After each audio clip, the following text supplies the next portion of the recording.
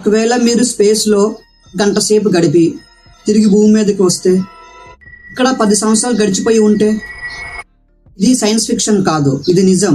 దీనినే time dilation అంటారు. ఒక వ్యక్తి భూమిపై ఉన్నారు, మరొక వ్యక్తి లైట్ స్పీడ్లో ప్రయాణించే స్పేస్ షిప్లో ఉన్నారు. ఒకవేళ ఇద్దరు ఒకేసారి ప్రయాణం మొదలుపెట్టి కొన్ని సంవత్సరాల తర్వాత తిరిగి కలుసుకుంటే ఒక షాకింగ్ విషయం బయటపడుతుంది. స్పేస్లో ప్రయాణించిన వ్యక్తి చాలా యంగ్గా ఉంటాడు. ఇదే టైం డైలేషన్.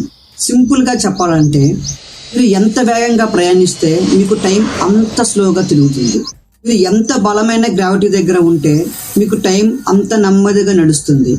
సైన్స్ ప్రకారం లైట్ స్పీడ్లో ప్రయాణిస్తే టైం ఆల్మోస్ట్ ఆగిపోతుంది.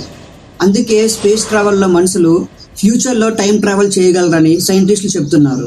ఇది కేవలం థియరీ కాదు. GPS శాటిలైట్లు భూమి చుట్టూ తిరుగుతుంటాయి.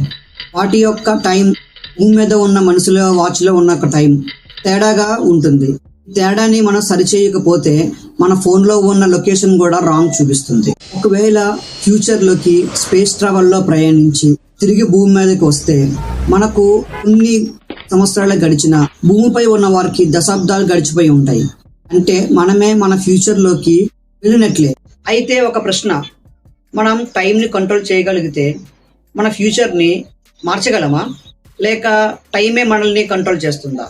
ఇలాంటి ఇంట్రెస్టింగ్ సైన్స్ విషయాలు తెలుసుకోవాలంటే లైక్ చేయండి, షేర్ చేయండి, సబ్స్క్రైబ్ చేయండి.